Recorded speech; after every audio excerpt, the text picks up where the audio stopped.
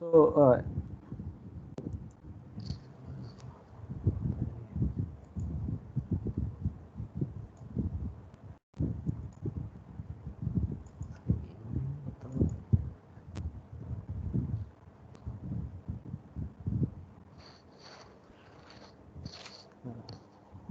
last class we discussed about we saw a simple example of Mohr circle, like a detailed example of a Mohr circle, which involved compressive stress. So then we discussed about three-dimensional representation of stress and how to relate the stress on an inclined plane with the stresses on the planes which are parallel to xy, yz and zx planes. Then we worked with principal stresses in the three dimensions. We draw the Mohr circle for the 3D 3D principal stresses, and then we, with that knowledge, we looked at that Mohr circle for plane stress. So we studied different cases where both the plane normal stresses were tensile.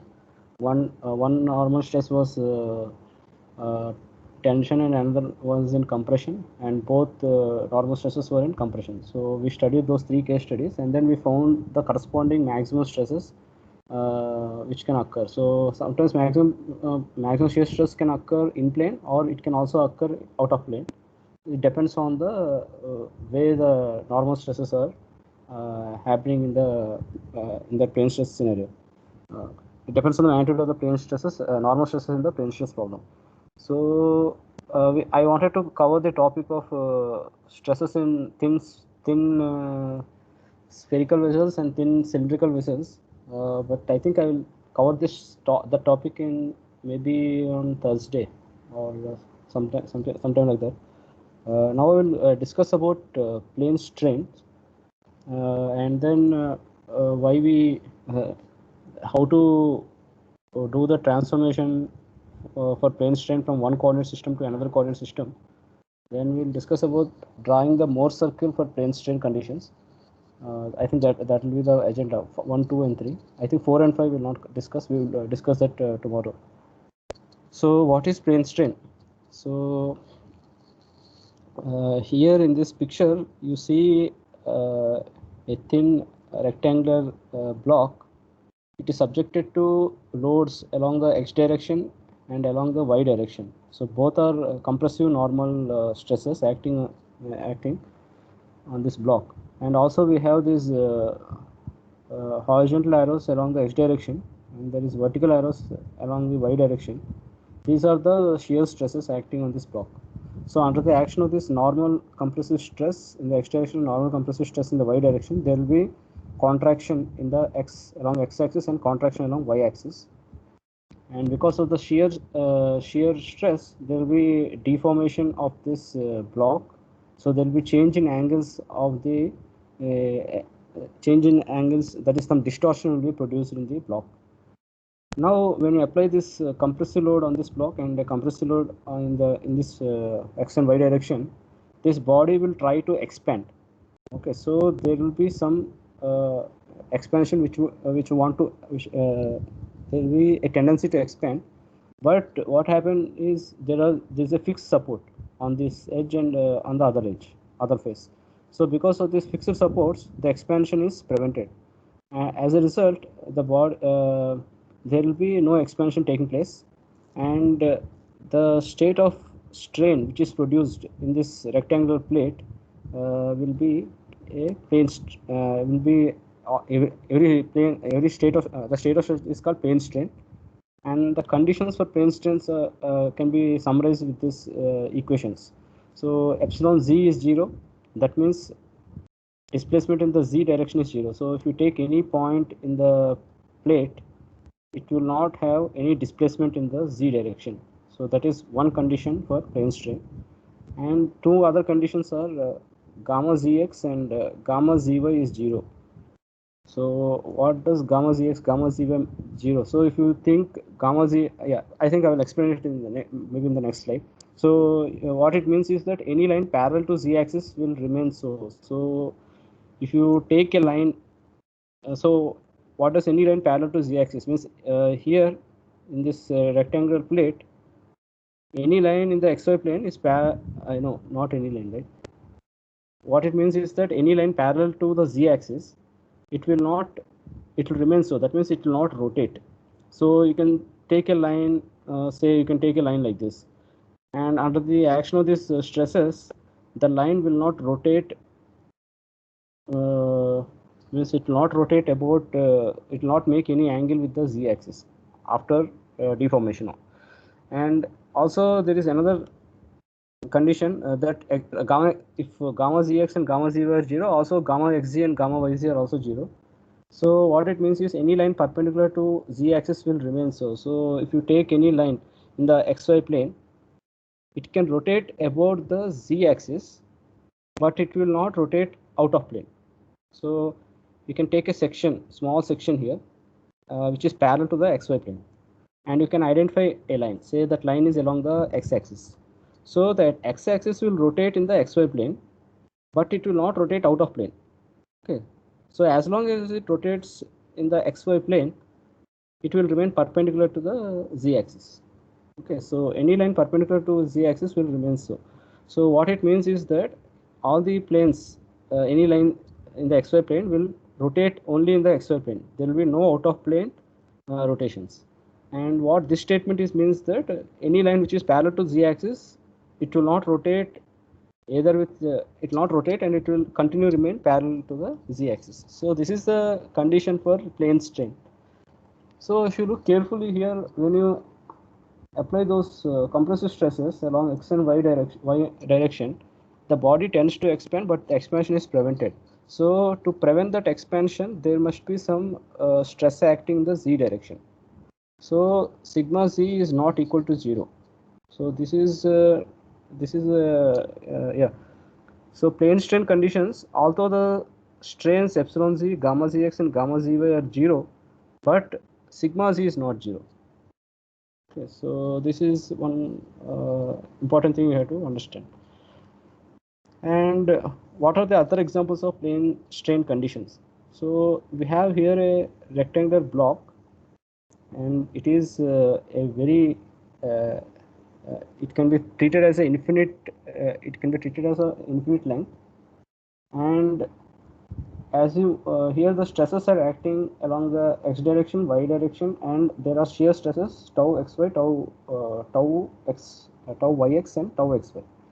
So under the action of these stresses, there will be some strains produced, and what is happening is, as you move away from this front face and the far away face, so as you move towards to the close to the origin, what will happen is the problem will become more like a plane strain. That means there will be no out of plane deformations. That means the displacement in the z directions will be 0, and also there will be no rotations in the out of plane direction, and lines which are parallel to z will continue to remain parallel to z. So this is another example of plane strain conditions. So it is an approximation. Although at closer to these faces, the plane strain conditions will not be valid, but very much in the interior of the block, the plane strain conditions prevail.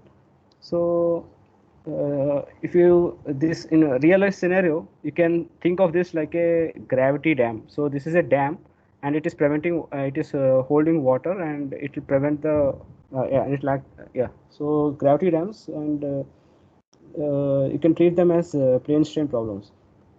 So let's take a closer look at plane stress and plane strain conditions one more time. So this is the plane stress condition which we discussed in the last few classes. So we have sigma x, sigma y, and tau xy, tau yx. So there are no out of plane stresses. So sigma z is 0, and also the stress on this face tau x, tau zx, and tau zy are 0. So correspondingly, the tau yz and tau xg are 0. So we have sigma z is 0, tau xg, tau zx, tau yz, and tau zy are 0. So what it means is, when you say sigma z is 0, that means this arrow which is coming out from the z plane, that this plane is 0, and tau zx is 0, tau yz is 0. So what will happen when tau zx is 0? It means that we have that relation tau zx is equal to g gamma zx. So that means gamma zx is 0 or gamma xz is 0, and similarly tau yz is g gamma yz. So gamma yz is 0, and or also you can say gamma zy is 0. So what does it mean?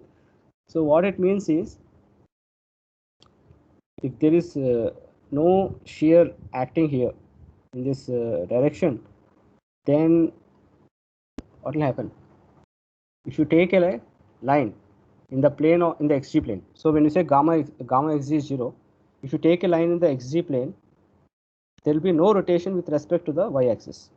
So that is what is meant by gamma xg 0. So if you take a line along x-axis, with respect to the y-axis, there will be no rotation.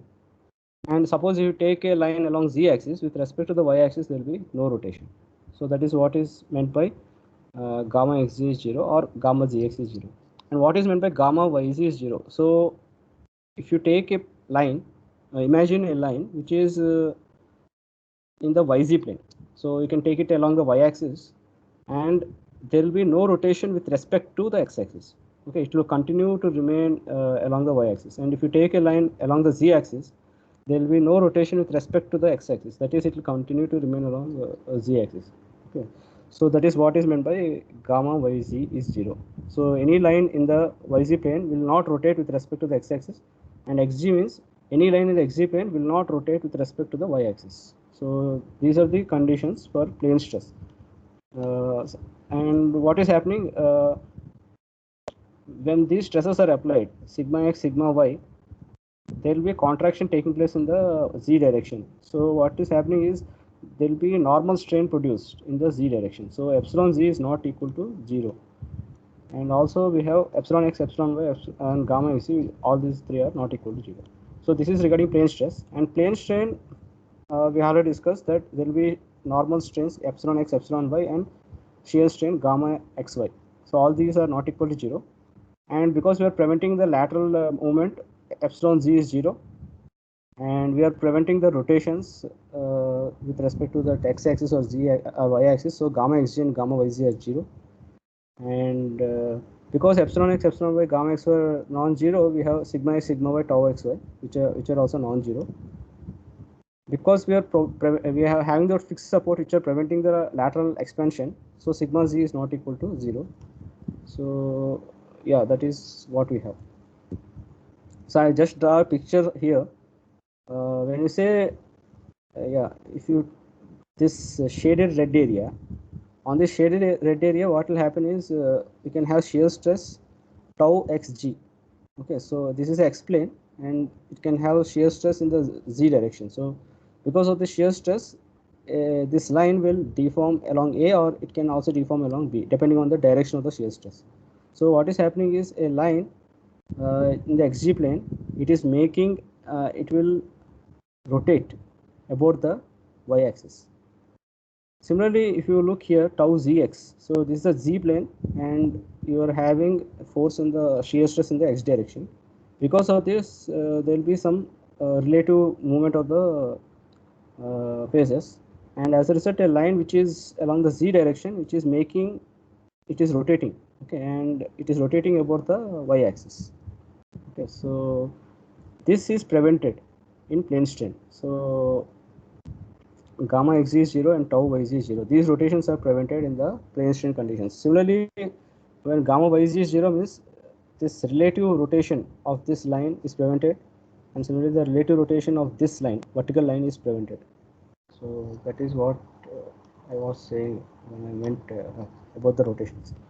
So this is the conditions for plane strain. So epsilon x, epsilon y, gamma xy is non-zero, epsilon z is 0, sigma x, sigma y, tau xy is non-zero, and sigma z is not equal to 0, because we are having that fixed support which will prevent the lateral expansion. So let's draw the for the plane strain conditions. Let's draw the let's understand it first. So what we have here is the xy coordinate system, and on the body, we have sketched a small cube, a small square around point Q. So the side length of the square is delta S. So along x direction its length is delta S, and along y direction its length is delta S. So under the action of the loads which will produce plane strain conditions, this body will deform. As a result, this small cube will deform. So the plane strain conditions which are produced are epsilon x, epsilon y, and gamma xy at point Q.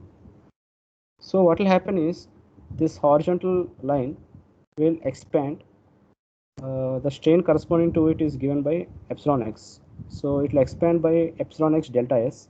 So its total length will be delta s plus epsilon x delta x. So this is a deformed shape of the cube, and the length of the horizontal line is now delta s into 1 plus epsilon x. Similarly, because of the strain epsilon y, this vertical line will expand by epsilon y delta s. So the total length after deformation will be delta s 1 plus epsilon y. Now this is gamma y is the shear strain. So what will happen is this gamma y will represents the distortion or the change in angles. So initially all angles are 90 degrees, and because of the shear strain there will be a reduction in angle and there will be some increase in angle at the other places. So at the lower left corner there is a decrease in angle. That decrease is given by gamma xy. So the two lines are moving closer to each other. This vertical line and this horizontal line are moving closer, and the angle is now pi by 2 minus gamma xy. Similarly, the opposite line, opposite angle will have similar reduction, and the angle between the right edge and the bottom edge will increase, and that increase is pi by 2 plus gamma xy. So this gamma xy is the shear strain which is acting. Now all this is with respect to the x-axis and the y-axis. So there are some details which you can I can tell you. What is that is when you apply that loads, this entire cube can rotate in a rigid manner and then deform. Okay, so we are not interested in the rigid rotation. We are only interested in actual change in lengths and actual change in angles. Okay, so we are only interested in the distortion or the elongation or shortening. We are not interested in the rotations of the block.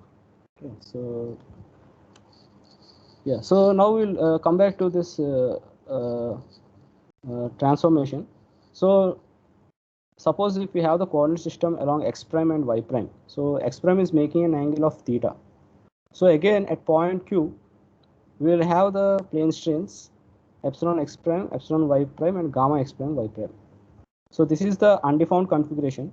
So under the action of these plane strains, what will happen is this line which is parallel to the x prime will expand by an amount epsilon x prime delta s. So the total length after deformation will be delta s into 1 plus epsilon x prime.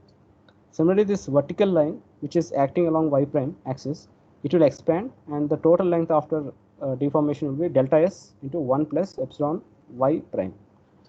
And there is a change in angle which is produced in this element. So this element is actually oriented along x prime y prime. So there is a change in angle, and this angle is 90 degrees initially, and because of that gamma prime x prime shear strain, this angle is getting reduced.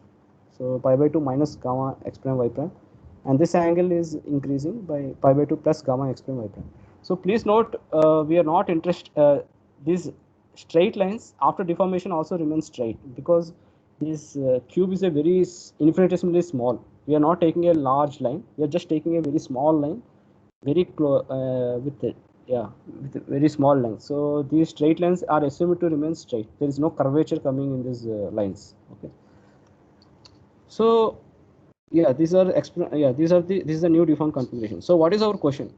Our problem is to how to relate these strains in the x-axis and y-axis with the strains in the along the x prime y prime axis. So we want to find a relation between epsilon x, epsilon y, gamma xy, and epsilon x prime, epsilon y prime, and gamma x prime y prime.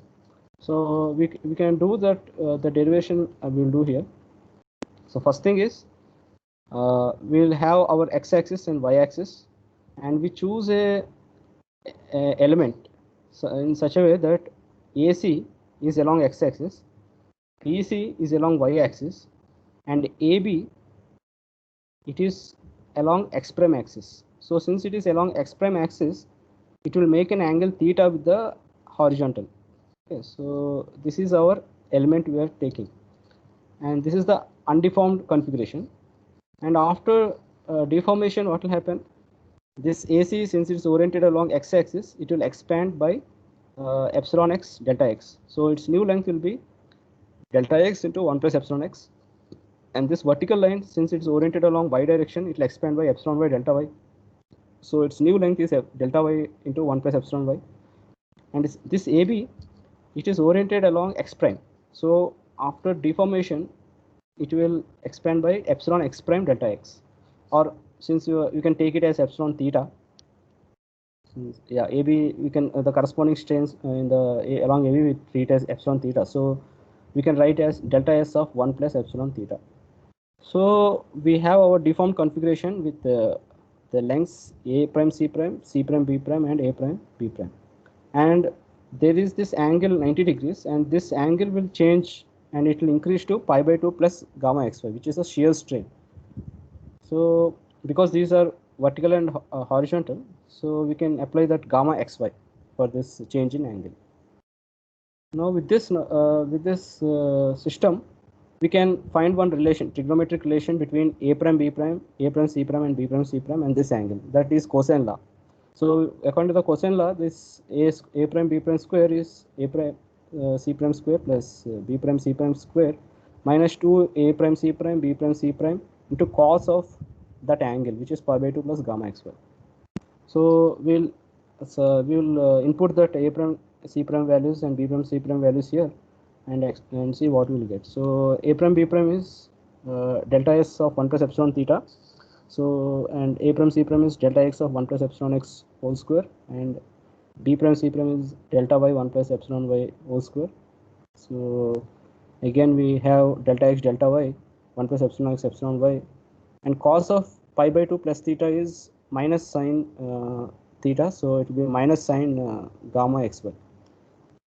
So here what will have, we can use another trigonometric relation which is delta x is delta s cos theta and delta y is delta s sin theta.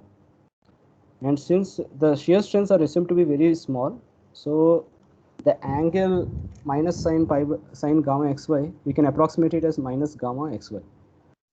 So what we'll do, we'll expand this as a plus b whole square. All these wherever this a plus b whole square terms are there, we'll expand. So we'll have 1 plus epsilon theta square plus 2 epsilon theta, and 1 plus epsilon square plus 2 epsilon x, 1 plus epsilon y square plus 2 epsilon y. We have 1 plus epsilon x plus epsilon y plus epsilon x epsilon y. And here minus of minus will become plus, and we are left with only gamma xy. So here what we'll do is this strain terms which are of second order, that square terms, we can neglect, because epsilon theta itself is very small. So when you square it, it will become negligible, and we can remove it without affecting the other terms. So here we can cancel out epsilon theta square, epsilon x square, epsilon y square, epsilon xy, epsilon x epsilon y, and also we can cancel out epsilon x gamma xy, and also epsilon y gamma xy, because they will be again second order terms. Okay, epsilon x gamma xy is second order, epsilon y gamma xy is second order, epsilon x epsilon y gamma xy will be third order. So yeah, we can cancel out all these terms.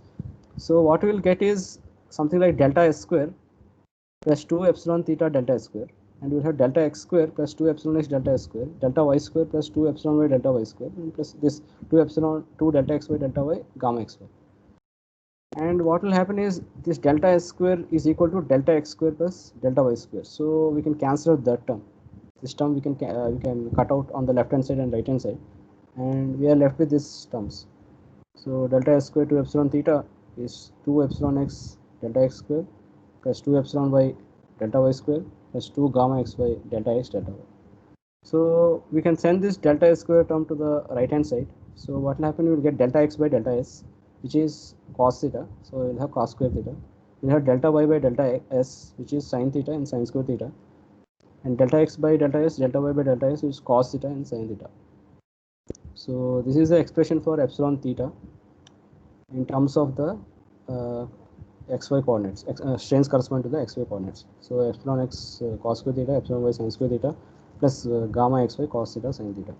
So what we can do, we can express in terms of express cos square theta as 1 plus cos 2 theta by 2, and sin square theta 1 plus 1 minus cos 2 theta by 2, and cos theta sin theta is sin 2 theta by 2. So we'll get this expression: epsilon theta is epsilon x plus epsilon y by 2. So average of the normal strains and half of the difference times cos theta, and shear strain half of the shear strain times sin 2 theta. So this is the expression for strain along the x prime direction. So now we will do one small we'll calculate strain along OB direction. So OB is a bisector of x and y axis. So it will bisect this angle 90 degrees. So OB will be theta. The angle OB makes with x axis will be 45 degrees. So we can calculate the strain along OB by simply substituting theta is equal to 45. So we have average of the strains, normal strains, plus half of the difference times cos 2 theta. So 2 times 40 degrees, plus gamma xy by 2, that is half times shear strain times sin 2 theta, that is sin 2 times 40 degrees. So what we will get is, we have cos 90 is 0 and sin 90 is 1. So we have strain along OB as epsilon x plus epsilon y by 2 plus gamma xy by 2. So from this what we can get? We can get gamma xy, that is the shear strain. So gamma xy is 2 times epsilon OB minus epsilon x plus epsilon y. So what is the significance of this? Suppose you are doing a tensile testing. You measure the strain along x direction by putting a strain gauge. You can measure the strain along the y direction by putting a strain gauge, and you can measure the strain along the line making an angle of 45 degrees. So if you put the strain gauge along the OB line, you can get the corresponding strain epsilon OB. So with these three measurements, you can calculate the shear strain gamma xy. So the gamma xy will be 2 times epsilon OB minus epsilon x plus epsilon y. So this is a very effective method to calculate the shear strains. And once you get the shear strain, we can calculate the shear modulus. So we can calculate the shear stress tau xy from the applied loading, and we can calculate the shear acting on that plane. And once you get the shear stress, we can get the shear modulus. So tau xy by gamma xy will give the shear modulus. So yeah, let's keep this relation aside for the shear strain gamma xy. Now what we'll do is, we can calculate, we have already calculated epsilon theta, which is epsilon x prime. Now we want to calculate epsilon y prime. So how to do that? So the derivation was done for a line which is making an angle of theta. Now we just have to find what is the epsilon theta along y prime. So we increase, we have to find this angle, which is 90 plus theta. So theta prime will be theta plus 90, and we want to find epsilon theta prime, which is epsilon y prime. So instead of theta, we substitute theta plus 90 in that expression, and we get average of the strains plus half the difference times cos 2 theta prime, which is 2 theta plus 180. So we have 2 theta plus 180, and plus half shear strain times sin 2 theta plus 180. So cos 2 theta plus 180 is minus cos 2 theta, and sin 2 theta plus 180 is minus sin 2 theta. So we get the shear, we get the strain in the y direction, y prime direction. So it will be average of the strains minus these two terms. So if you look for epsilon x prime and epsilon y prime, the difference is these sign values. Here this value is plus, and for the epsilon y prime, this value is minus and minus. So when you add epsilon x prime and epsilon y prime, this plus and minus will cancel out, this plus and minus will cancel out, and this average will become epsilon x plus epsilon y when you sum them up. So we'll get this relation: epsilon x prime plus epsilon y prime is epsilon x plus epsilon y. So this relation, we are assuming that, yeah, this relation is valid. The sum of the normal strains for both the coordinate systems are same. It is invariant. So this is similar to sigma x plus sigma y is equal to sigma x prime plus sigma y prime for the plane stress scenario. So now we already found epsilon x prime and epsilon y prime. We want to find the shear strain in the x prime y prime direction. So what is the shear strain in x prime y prime direction? So to do that, we do a small mathematical thing. So we have our x prime y prime axis, and now we bisect this x prime y prime by this bisector OB prime. So this OB prime will make an angle of 45 degrees with the x prime. So we can find what is the strain along OB prime by simply putting theta is equal, theta prime theta OB prime is theta plus 45 degrees. So epsilon OB prime is epsilon of theta plus 45 degrees. So instead of cos 2 theta we have cos 2 theta plus 90, and sin 2 theta we have sin 2 theta plus 90 degrees. So this will become cos 2 theta plus 90 will be minus sin 2 theta, and sin 2 theta plus 90 is plus cos 2 theta. So this is the epsilon OB prime value. So average of the strains minus difference, average of the difference minus half the difference times sin 2 theta plus half the shear strain times cos 2 theta. Now what we will do, we can use our this relation, which is similar to the relation we have gamma xy is equal to 2 epsilon OB minus epsilon x plus epsilon y. Similarly, for the x prime y prime axis, we simply replace x with x prime, y with y prime, and OB with OB prime. So that is what we have here. So gamma x prime y prime is 2 times epsilon OB prime minus epsilon x prime plus epsilon y prime. So from this relation, yeah, this is the shear strain in the x prime y prime axis, and we are relating with epsilon OB prime and epsilon x prime and epsilon y prime. So what we have here, epsilon OB prime, we have just calculated here. That is this entire expression. So we substitute that expression here. So 2 times epsilon OB prime will be epsilon x plus epsilon y minus epsilon x minus epsilon y sin 2 theta plus gamma xy cos 2 theta. Epsilon x prime plus epsilon y prime will replace with epsilon x plus epsilon y. This relation you have already derived, so you can replace it there. So what will happen is this epsilon x plus epsilon y will cancel out with this epsilon x plus epsilon y, and we are left with the remaining two terms. So this is the expression for shear strain in the x prime y prime axis. So minus epsilon x minus epsilon y sin 2 theta plus gamma xy cos 2 theta. The summary of this derivation is we have our coordinate system x and y axis, and we are rotating the coordinate system by theta. So we have x prime y prime axis, and the strains along x prime y prime along along x prime along y prime, and the shear strain gamma x prime y prime by 2. So we have the corresponding expressions here. So if you look carefully, these all these expressions are analogous to the plane stress condition, plane stress transformations. So what is the analogy? Instead of epsilon x and epsilon y, we have sigma x sigma y, or instead of sigma x sigma y, we have epsilon x epsilon y, and instead of tau xy, we have gamma x prime y prime by 2. Okay, so that is the analogy. So that analogy with plane stress is this one. So instead of sigma x, we have epsilon x. Instead of sigma y, we have epsilon y.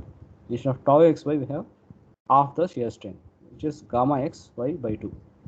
Okay, so now let's draw the Mohs circle for the plane strain. So it is very much similar to the Mohs circle for plane stress, but we will be operating with these values, epsilon x, epsilon y, and gamma xy by 2. So first we'll discuss the sign convention, and then we can draw the Mohs circle. So let me take a break and come back.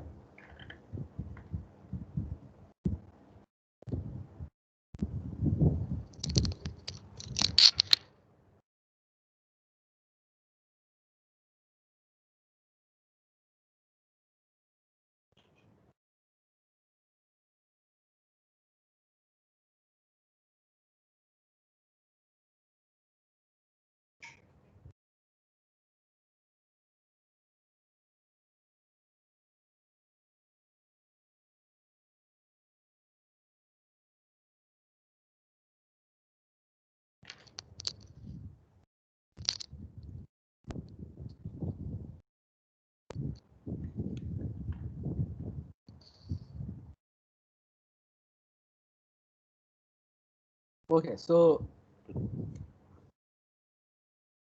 let's draw the Mohs circle for the plane strain. So we'll discuss the plane sign convention we use. So what we have here is we have OACB, which is the undeformed shape. This is a line which you can draw on the element surrounding point Q. And under the action of these plane strains, this OA, which is oriented along x-axis, and OB is oriented along y-axis. So this OA will elongate, and the elongation, if it is, since it is elongating, that strain epsilon x will be considered as positive. If OA is shrinking, then the corresponding strain will be negative, and epsilon x there will be, that is a negative value. Similarly for and similarly for OB, if OB expands, then the corresponding strain is positive, and if OB shrinks, then the corresponding strain is negative. That is a sign convention for the epsilon x and epsilon y. And what is the sign convention for the CS strain? Here OA is like this, and after the deformed configuration, it is O prime A prime. So there is a rotation in the anti-clockwise direction. So we take anti-clockwise as positive, and the anti-clockwise rotation is gamma xy by 2. And here OB prime is rotating to become O prime B prime. So there is a clockwise rotation of gamma xy by 2. Clockwise we take as negative, and the shear strain associated will be minus gamma xy by 2. So for OA, the strain associated is epsilon x comma plus gamma xy by 2. One will tell the elongation or contraction. So epsilon x will tell that elongation contraction, and gamma xy by 2 indicates the rotation. So if it is positive, the rotation will be in the anti-clockwise direction. If it is negative, the rotation will be in the clockwise direction. So for OA, the values are epsilon x, gamma xy by 2, and for OB, it will be epsilon y and minus gamma xy by 2. Okay, so that is the sign convention we are using for this problem. So once we identify the coordinates of OA and OB, so we'll draw this axis epsilon theta and gamma theta by 2. So epsilon theta is along the rightward direction, gamma theta by 2 is in the downward direction. It is similar to sigma theta and tau xy. So sigma theta we write along the rightward, and tau xy we write in the downward direction. So we identify the coordinates associated with the line OA and the line OB. So for the line OA, we have epsilon x and gamma xy by 2 with a positive sign, and for line OB we have epsilon y and minus gamma xy by 2 with a minus gamma xy by 2. So we identify those points on the sigma epsilon theta and gamma theta by 2 plane. So from O we move a distance of epsilon x, and then we move along this e theta axis, and then we move a distance gamma xy by 2 in the gamma theta by 2 axis. So we get point x.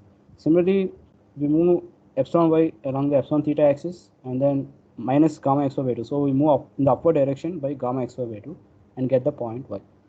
So once we get those 2 points x and y, we join those 2 points. So the midpoint will lie at in the epsilon theta axis, because y coordinate will be y1 plus y2 by 2. So this average is 0. So the midpoint will lie at point C, and the coordinate of point C is x coordinate is epsilon x plus epsilon y by 2, or we can say epsilon average comma 0. Okay, so this is the coordinate of point C. And then what we can do, we can find the Cx and Cy, and how to find Cx, Cy? Simply you x1 minus x2 whole square plus y1 minus y2 whole square root. So we have epsilon x minus this value, so it will become epsilon x minus epsilon y by 2 whole square plus gamma xy by 2 whole square. So we treat Cx Cy, and that value we give it as radius. So with C as the center, we draw a circle which will pass with that radius, and it will pass through x and y. So that is this circle. So this circle is passing through x and y, and this circle will intersect the epsilon theta at 2 points, the point A and point B. So this point A and point B represent the principal strains. So at point A and point B, we don't have any shear strains. That is, gamma theta is 0. the coordinate of point A is OC plus CA. So OC is sigma epsilon average and CA is the radius. So this is the value for first principal strain, that is the maximum strain. And coordinate of OB is OC minus CB, that is epsilon average minus radius. So that is the value for the minimum principal strain. And what is the maximum shear strain? Where is it occurring? It is occurring at point D and point D. And what is the value? Half of the maximum shear strain is R. So the maximum shear strain will be 2 times R. So it will be, you multiply this term with 2R. So 2 square will go out and 2 square here also will go out. So you will be left with this expression, square root of epsilon x minus epsilon y whole square plus gamma x square. So these are the maximum shear strains occurring at D and plane D and plane for line D and line E. Okay. So we have found the principal strains which is occurring at A and occurring at B, and we have found the maximum strains which are occurring at D and occurring at E. We can also find the normal, we can also find the strain along OD or which is given by epsilon x plus epsilon y by 2. Same normal, same strain is occurring along that axis C, which is epsilon x plus epsilon y by 2. So what we want to do is, what is the orientation of these lines OA and OB with respect to the initial lines OX and OY? Yeah, so that is what we want to find. So with respect to the initial element, how are these lines? How are these lines oriented? So to do that, we again we have to find the angles. So here we have point X, and by rotating by in anti-clockwise direction by 2 theta p, we go to point A. So we want to find what is tan 2 theta p. We want to find this angle 2 theta p. So first thing is we can use the tan relation. Tan of 2 theta p is xp by cp. So xp value is simply gamma xy by 2, and cp value will be coordinate of x coordinate of x minus x coordinate of c. So epsilon x minus epsilon x plus epsilon y by 2, which is epsilon x minus epsilon y by 2. So that is a cp value. So tan 2 theta p will be gamma xy by 2 by epsilon x minus epsilon y by 2. So 2 and 2 will cancel out. We will get gamma xy by epsilon x minus epsilon y. So here it is little different from that expression for shear stress for the plane stress case.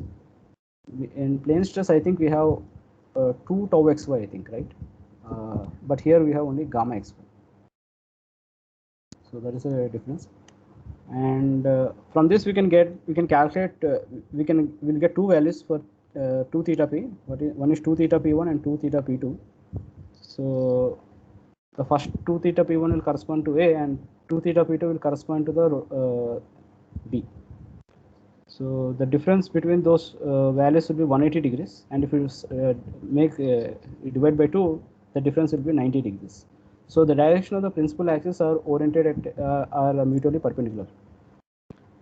So we can try to understand what exactly is happening. So we have our xy axis here, and we rotate our by axis by theta p1. So half of this angle, half of 2 theta p is theta p1. We rotate by that angle, and we get x prime and y, and we draw a perpendicular line and we get the y prime. So these are the principal axis. X prime and y prime are the principal axis. So what we'll do, this black dashed lines is the size of its initial square. Okay, its side length is delta s along x and along y. Now under the action of principal strains, this length will increase and along x direction, and the length will increase in y direction. And you see that the increase is given as delta s into 1 plus epsilon max. So epsilon max corresponds to A. And in the y direction, y prime direction, the increase is delta s 1 plus epsilon minimum. Epsilon minimum corresponds to epsilon B. Okay, so this is what is happening along the principal axis. This side length, which is in the horizontal, which is along x prime, will increase in length, and similarly the vertical line will increase in length. The corresponding strains are epsilon max and epsilon minimum. And what is the other thing you can see? You can see that there is no distortion in this element. So whatever shape is there initially, whatever angles are there between the two lines, that is not changing after deformation. So that is because the shear strain gamma xy at point A and point B are 0. So there is no change in angle produced between in the deformed configuration. Okay, so the deformed configuration will maintain the same lines, same angles as the initial configuration. Okay, so on the principal axis, gamma xy is 0, and that is why there is no distortion in these elements. And because gamma xy is 0, the shear stress tau xy, which is g times gamma xy, is also 0. So what it means is, the principal axis, there are no shear stresses, either on this plane or on this axis. There are no shear stress. So it effectively means that there are only normal stresses, sigma x and sigma y, and there are no shear stress. That means these planes are also principal planes. Okay, so principal axis coincide with the principal axis of plane strain coincide with the principal axis of the plane stress. Okay, so that is another interesting thing you can get from this derivation. So if you have a plane stress problem, you find the principal planes. Those principal planes will coincide with the plane strain principal planes. Okay, so this is one fact we get. And we also can find the orientation of the maximum shearing strain. So how to find the orientation of the maximum shearing strain planes? So this is D, point D, and if you move from X to D, at the center, the angle is subtended is 2 theta D. And to find tan 2 theta D, we draw a normal from X to Q, X to CD, and that XQ value we can get, that is equal to CP, and CQ value is equal to XP. So because 2 theta D is in the clockwise direction, we just give a negative value there. Minus tan 2 theta D is SQ by CQ. So you will get epsilon x minus epsilon y by gamma xy, and tan 2 theta D is minus of epsilon x minus epsilon y by gamma xy. So with that, we can get the orientation of the maximum shearing strengths. And one more thing we can get, suppose we want to find the stress along x prime axis, which is making an angle of theta with the initial axis. So how to find epsilon x prime? So what we'll do, we'll have the Mohs circle. So initially the point is at x. So when you rotate the axis by theta prime, by theta, along this circle, we have to move 2 theta. So here theta is in the anti-clockwise direction, so we have to move 2 theta in the anti-clockwise direction, and this will be your x prime, and the coordinate of x prime will give the shear, will get the epsilon x prime if you just find the epsilon theta coordinate of x prime.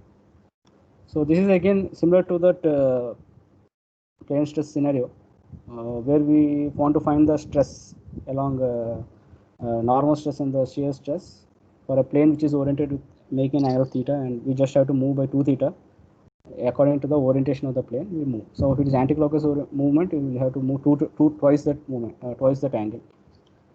Okay, so strain components correspond to the rotation of coordinate axis through theta in anti-clockwise manner. So this is how we will find it. So we can solve one simple example. In this example, we have a initial undeformed configuration. So the line element OX and line element OY, the lengths are 10 millimeters and 10 millimeters. And under the action of the plane strains, what will happen?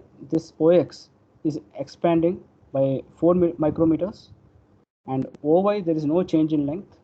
So the vertical side remains unchanged in length. Horizontal side elongates by 4 micrometers, and angle at the lower left corner. So at point O, the angle increases by 0.4 into 10 power minus 3 radians. So there is a change in this angle. It will be pi by 2 plus, the new angle will be pi by 2 plus 0.4 into 10 power minus 3 radians. So what is happening is we are distributing that strain, that shear strain, half of it goes here, half of it goes there. Okay, so this is gamma xy, half of it is 0.2 into 10 power minus 3, half of it goes here and half of that goes there.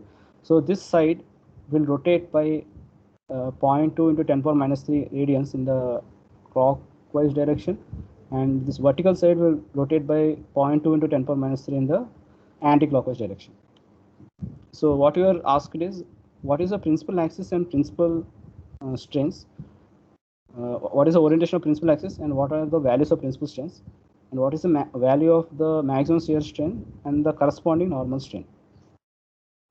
So first thing is, for side OX, we'll calculate the corresponding strain and the rotation. So for side OX, the strain is epsilon x. So the change in length is 4 micrometers, and the initial length is 10 meters. So 1 micrometer is 10 power minus 6 meters, and 1 millimeter is 10 power minus 3 meters. So 4 micrometers by 10 millimeter. Milli means 10 power minus 3 meter. So what we will do, we'll get 10 power minus 2 at the denominator by multiplying these two values, and we send the 10 power minus 2 upward, so we'll get 400, and 10 power minus 6 will replace it with micro. So strain in the x along OA is 400 micrometers, and strain along y. So the vertical line is not changing in length, so the elongation is 0, so the strain will be 0. And we are looking at half the strain values, shear strain values, so it will be 0.4 into 10 power minus 3 by 2. So it will be 0.2 into 10 power minus 3. So what we will do, we will multiply again with 1000 and divide by 1000. So we'll get 200 into 10 power minus 6. So 10 power minus 6 will replace with micro. So 200 micro radians.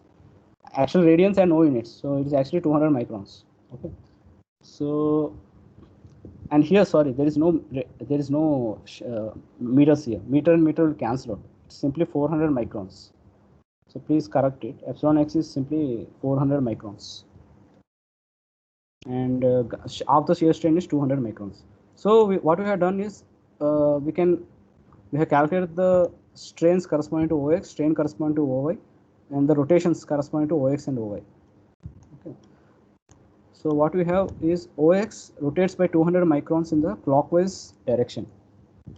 So here, initially the line is like this, and it is rotating by 200 microns in the clockwise direction. So the corresponding epsilon theta and gamma theta by 2 values are, for OX is 400 comma minus 200 microns. Similarly, OY rotates by 200 microns in the anti-clockwise direction. That means this vertical line is rotating by 200 microns in the anti-clockwise. So we have positive shear strain there. So it will be epsilon y is 0, and the positive shear strain is plus 200 microns. So we can draw the Mohr circle. X coordinate is 400 comma minus 200, and y coordinate is 0 comma plus 200. So we move 400 in the along epsilon theta direction and 200 in the negative direction. So we have to move upward. So we get the x coordinate, and y coordinate is 0. So we are at the origin, and we have to will not move any place along epsilon theta, because epsilon theta is 0 there. And then we have to move plus 200, means we have to move in the downward direction by 200, and we get the y coordinate.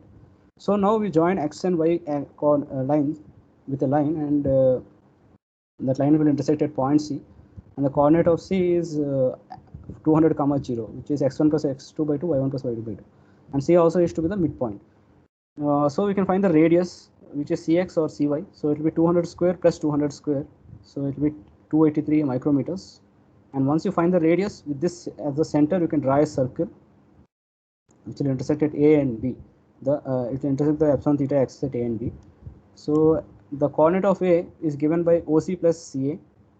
So OC is 200 and CA is the radius. So 200 plus 283 is 483, and OB is OC minus CV. So 200 minus 283, which is minus 83 micrometers. So we can find these are the principal strains. 483 and minus 83 are the principal strains. This is the maximum strain, and this is the minimum strain. Now we can find the orientation of this principal axis, first axis corresponding to 483.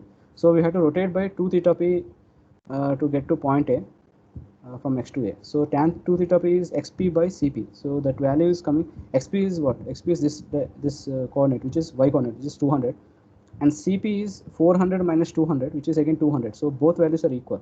So tan theta p is 1, and so 2 theta p is 45 degrees. So theta p will be 22.5 degrees. So we are rotating by anti-clockwise. We are rotating the clockwise direction by 2 theta p at the center. So the actual line will rotate by theta p. Okay, so what we'll have is we have our x-axis, y-axis, and we are rotating by theta p. So we have x prime, y prime axis in the clockwise direction. So initially the black line is the initial elements. So one is the horizontal direction, and another one is the vertical direction. After applying the plane strain, what will happen? The plane strains are epsilon x prime, which is 483, epsilon y prime, which is minus 83, and gamma x prime y prime, because those are the principal planes, the principal axis, gamma x prime y prime is 0. So epsilon x prime is 483 means this horizontal line will expand, and that is it will become the blue line in the horizontal direction. And epsilon y prime is minus 83 means this vertical line, this dashed vertical line, black line, will shrink, and that is becoming this blue vertical line. So there is a expansion in the along x prime, and there is a shrinking in the y prime direction, and there is no change in angle whatever, because gamma x prime y prime is 0. The initial angle is pi by 2, final angle is also pi by 2. There is no change in angle, that is there is no distortion of the element in the along the principal axis. So this is what is happening there, and we can find the orientations of the maximum shear strain. So we can find 2 theta e. So this angle we have found already, ACX is 45 degrees. So 2 theta e will be again 90 minus 45 degrees, which is 45 degrees. So theta e is 22.5 degrees. So from geometry we are saying this angle we found as 45. So this angle also will be 45. So theta is 22.5 degrees, and what we have a epsilon theta and gamma theta by 2. So gamma theta by 2 is negative. That means the rotation of the axis will be in the clockwise direction. Okay, so rotation of E will be in the clockwise direction. So what we have our OX and OY, and we get x prime and y prime. So x prime will correspond, here what is happening is we are moving by 2 theta e in the anti-clockwise direction. So we have to move by half that value. So half that value is 22.5. So and that value will correspond to this axis. The axis corresponding is x prime, and this will represent the axis for E, and the perpendicular axis will represent the D. So what will happen is, under the shear strain, this line OE will rotate by, because shear strain there is what? It is negative. It will rotate in the clockwise direction. So that rotation is given by this blue line. So initially it was around 22.5, and now it is, the angle has now reduced because it has rotated in the clockwise direction. Similarly, what will happen to D? Initially it is OD, and now the angle has increased. So we are getting that blue line. So actually at the low point O and O prime, there is a increase in the angle. Okay, so that is what is happening there. So OE rotates in the clockwise direction by 283 micro radians, and OD rotates in the anti-clockwise direction by 283 micro radians. So net effect is there is a increase of the angle. So initially it will be pi by 2, and it is pi by 2 plus 2 times 283. Okay, so that is regarding the shear strain. Okay, so in this class we have discussed about the first 3 topics, which is the plane strain, what is meant by plane strain, and then the transformation equations for plane strain, the derivation we did, and this we found it analogous to the plane stress transformation, and then we draw the Mohr circle for plane strain, and we solved an example where we drew the Mohr circle and found those maximum principal strains and orientations, or the orientations of the principal axis and orientations of the axis with the maximum shear strain. So I wanted to